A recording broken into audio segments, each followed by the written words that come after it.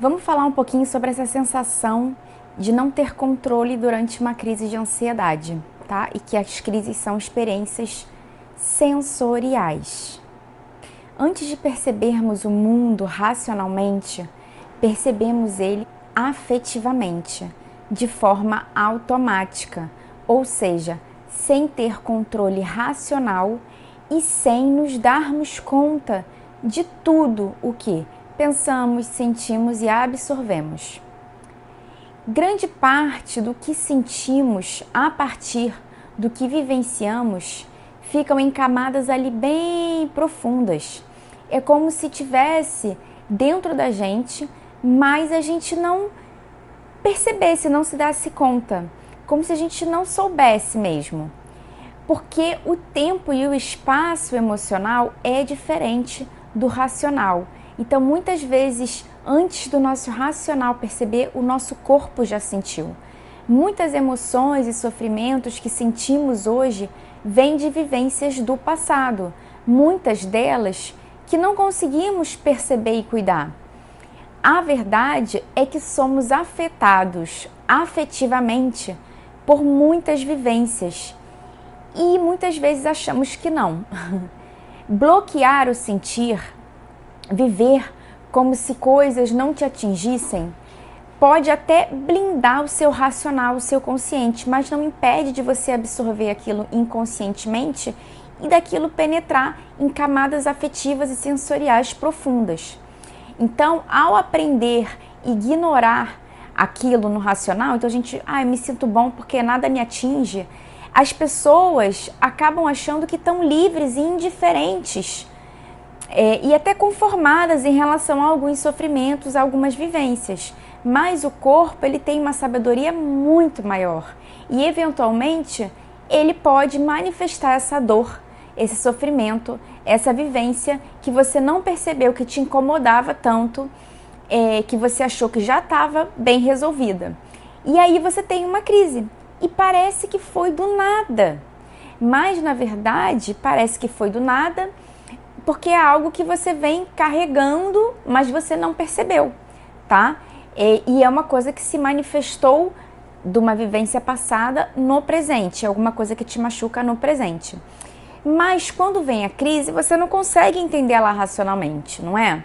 Porque ela isso também acontece porque ela é uma experiência sensorial, ela é uma experiência dos sentidos, do corpo, não do racional. O espaço e tempo emocional não é o mesmo que o cronológico, o cartesiano, aquele do racional, que a gente está acostumado, né? Ou seja, aquele tempo do relógio. Então, o afetivo, ele tem uma temporalidade e uma espacialidade que o racional desconhece, diferente do racional, tá? Que não dá para controlar. E quando isso se junta com os sintomas intensos, tá? Da crise, gera uma sensação de veio do nada, de perda de controle, de uma experiência muito forte e diferente. Então, o espaço e o tempo das memórias afetivas e somáticas que é diferente mesmo. Então, você vai perceber que durante uma crise você sente muitas sensações e a falta de autocontrole também diante dessas sensações. Porque o seu corpo, ele na verdade, ele está sendo controlado pelo seu lado inconsciente e automático. Através desse programa que a gente está fazendo aqui, dessas aulas, você vai entender como compreender as crises a partir desses sintomas e dessas sensações automáticas do corpo, que existe uma sabedoria ali. Então, se você sente, por exemplo, desamparo, aquilo tende a apontar para uma raiz específica. Se você sente falta de ar, aponta para outra. Medo, para outra. Então, agora você começou a entender por que sente sintomas muito fortes, porque, na verdade, você precisa enxergar aquela dor, né? Se fosse fraco, você não enxergaria. E porque você se sente perdendo o controle de si mesmo, porque é uma espacialidade, uma temporalidade diferente, né? Então, você fica perdido durante a crise. Então, os sintomas, eles roubam o seu consciente, deixando você meio perdido. E a gente viu que as crises são feridas e dores emocionais, muitas vezes até difíceis de entender e de explicar racionalmente, porque elas estão em camadas mais sensíveis, sensoriais e inconsciente, por enquanto. O consciente, ele fica preso e perdido no mundo sensorial, roubado. O seu corpo identifica que existe um sofrimento, né, alguma violência que você viveu e que provavelmente continua vivendo, um medo de grande densidade, e como seu corpo precisa agir, sistemas automáticos, ou seja, programações naturais do seu corpo, do corpo humano de todo mundo, tomam frente e fazem coisas acontecerem no seu corpo para restabelecer a ordem e o equilíbrio, sem que você mande que elas aconteçam, entendeu? Sem que você tenha ciência disso. Então, essa programação é uma defesa, também conhecida como luta ou fuga, que coloca o seu corpo em estado de sobrevivência, e o seu corpo não sabe racionalmente o que ele está combatendo ainda, né? Porque aquele sofrimento ele ainda está inconsciente. Então ele não sabe também do que ele está se defendendo.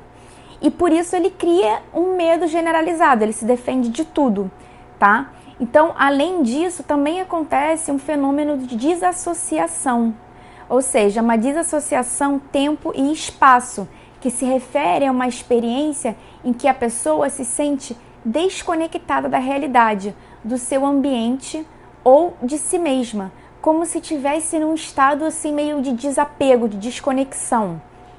Essa desconexão pode envolver uma alteração na percepção do tempo, tá? O tempo passando mais rápido ou mais devagar durante essa crise, tá? E também o mesmo acontece com o espaço. Então a pessoa pode sentir que o ambiente é irreal ou que o próprio corpo não pertence a si mesmo. Então esse é um fenômeno de desassociação.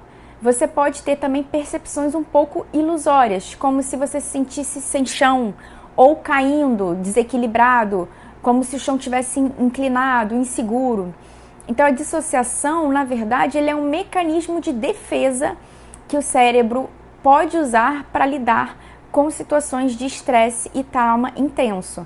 Então a gente vê que o corpo ele tenta lidar com isso tudo com proteção. Esses sintomas ruins que a gente vivencia, na verdade, são tentativas de proteção. Então, em vez de lidar diretamente com a realidade, a pessoa começa a ter um distanciamento da realidade, seja por meio dessa despersonalização, né, que é a sensação de não ser real ou de estar fora do corpo, ou uma desrealização, que seria uma sensação de que o ambiente e o redor não é real. Aí dá essa sensação de falta de controle e um desespero da gente não conseguir entender, né? De estar vivendo uma coisa meio surreal mesmo, fora da realidade. Como se o seu lado consciente, ou seja, o seu lado que manda, levanta um braço, levanta o corpo, vamos rir agora, né? É como se ele tivesse suspenso, ou seja, como se ele tivesse inacessível temporariamente, tá? Como se você não conseguisse dar ordens para o seu corpo, né? Então, por isso que o caminho é a gente entendendo o que está acontecendo, a gente entender a raiz para trazer essas emoções que estão em camadas profundas, inconscientes, consciente, tá? Trazendo o sofrimento desse mundo sensorial e abstrato e inconsciente para o racional, para que a gente possa cuidar, né? Como adultos, a gente cuidar do que está acontecendo.